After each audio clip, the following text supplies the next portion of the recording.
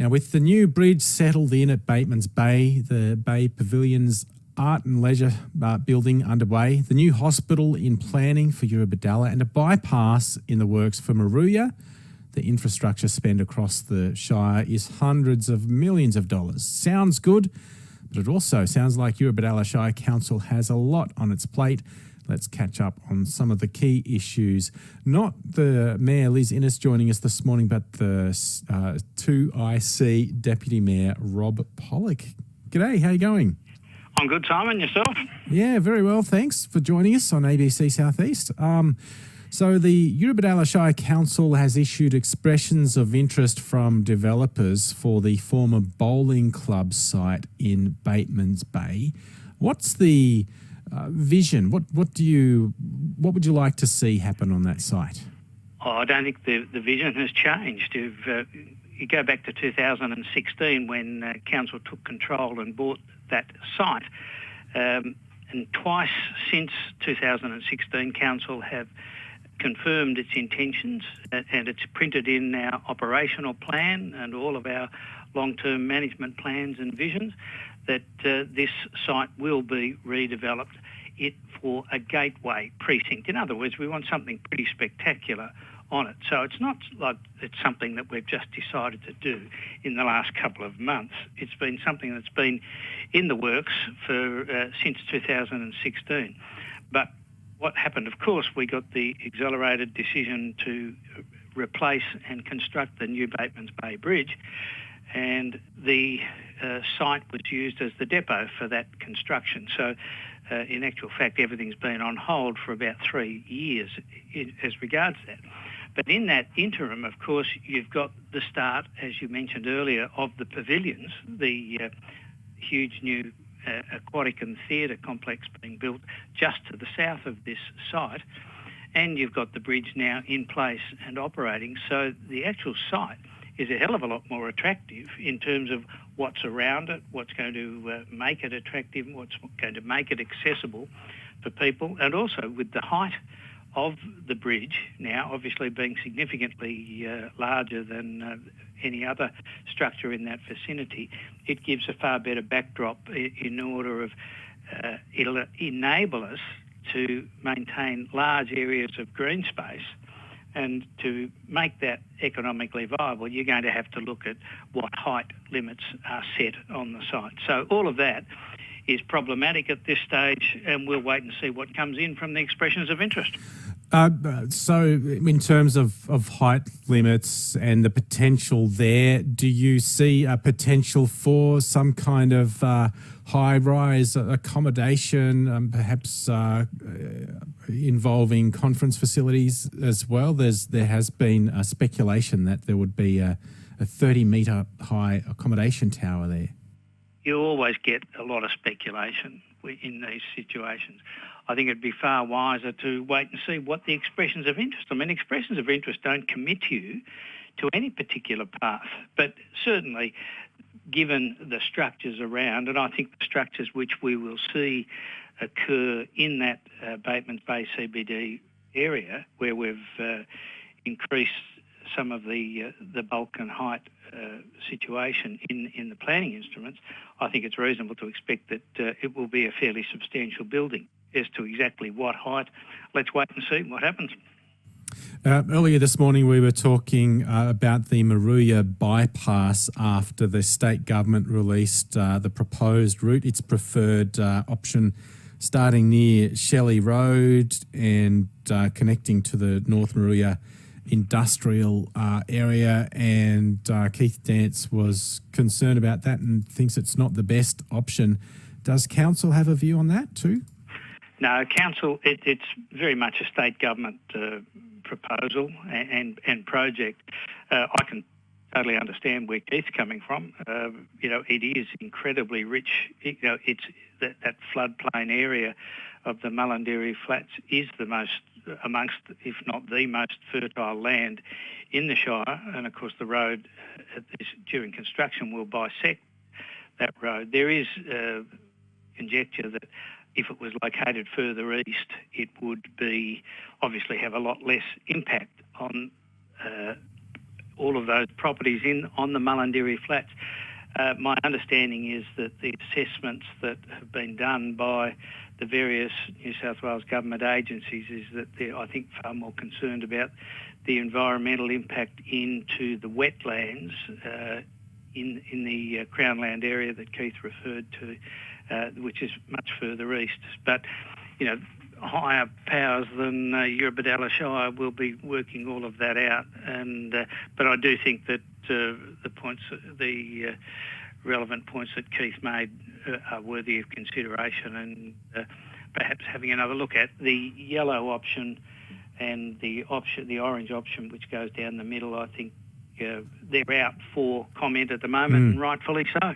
Yep, they're still open for comment until the 14th of June. Now, housing shortages are a familiar topic here, and unfortunately a big theme for this year for our region. You've been involved in regional development over the years. What do you reckon can be done here? Can councils play a bigger role? I don't think the situation is a council. What would you say? A council issue that we can sort of pick up and fix. I've been to, and I'm still involved in regional development around New South Wales. The cry is the same throughout the state, that employers cannot get staff can't get reasonable rental accommodation. Obviously, property prices have accelerated very quickly over the last 6 to 12 months. So it's more attractive for people to sell properties than it is to rent them.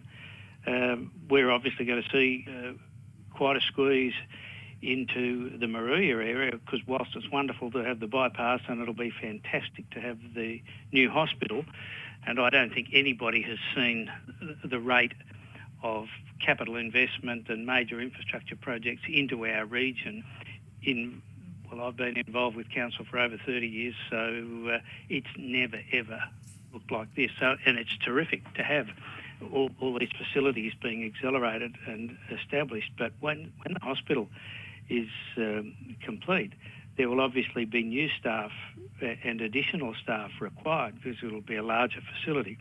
And we're going to run across the same accelerated problem of finding somewhere for them all to live. Okay, so what the answer is I think it has to come from a combination of federal and state in terms of incentives for, and whether that's lesser developer contributions into major infrastructure like the associated costs of water, sewer, providing open space, etc., whether there's some sort of concessions that can be made to developers to, if they're providing more socially focused housing, whether or not those types of concessions would make it more attractive. I think they're the areas that you've got to look at, because whatever you build is going to cost the same amount for bricks, steel and timber. So to make the whole project more palatable or achievable for both consumers and also the people that are building it, they're entitled to a return on their. Is that something where the Eurobodalla Shire could consider changes that might make investments in affordable housing more affordable? I don't think that Eurobodalla Shire on its own should be asked to do that, because clearly if those contributions are not being made, they've got to be picked up or made up from elsewhere, or those community facilities and assets won't be properly formed. So I think, again, the major money is held by the federal and then the state governments. That's where any sort of concession or improvement in return to achieve that end result, that's where the money and the incentives have to come from. What we have to do is make sure that there is adequate land available for all of that type of development, and there is more than adequate land for all of that type of investment and development available within the Eurobodalla as we stand now. A lot of locals in the Eurobodalla keeping an eye on the plans for logging in Mogo Forest at the moment and the habitat of the critically endangered swift parrot. Now, I know this is very much firmly a state government issue as well, but do you expect it to be raised with council? Is there any intersection there? I would expect it to be raised. I mean, you've got to remember in the next 4 or 5 months, it's the silly season. You're running into local government elections, so there'll be people popping up from everywhere with all sorts of wonderful suggestions and ideas. So certainly that migration pattern has been happening as long as and since and before Australia was settled. So I think you've got to look at the fact that I think forestry operations are probably about 1% of the land under forestry management. So I think you've just got to keep all of these sorts of things into some perspective. Okay, now speaking of council elections, they were due last year but will be happening in September this year. Better late than never, I guess. Will your name be on the ballot again? Yeah, certainly will. We'll wait and see whether people think I'm worth retaining or not. Do you reckon you'll throw your hat in for the top job again as well?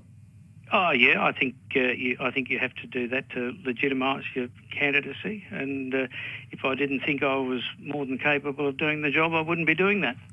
Well, thank you very much for stepping in today, Rob Pollock. Great to talk to you.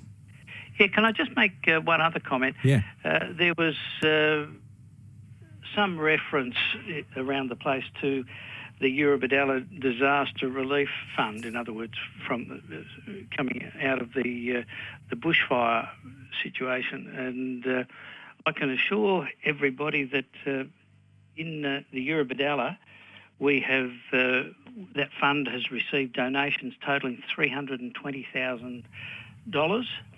All of that has been distributed from throughout the most needy of the people within the Shire, those that actually lost homes and had homes destroyed or damaged.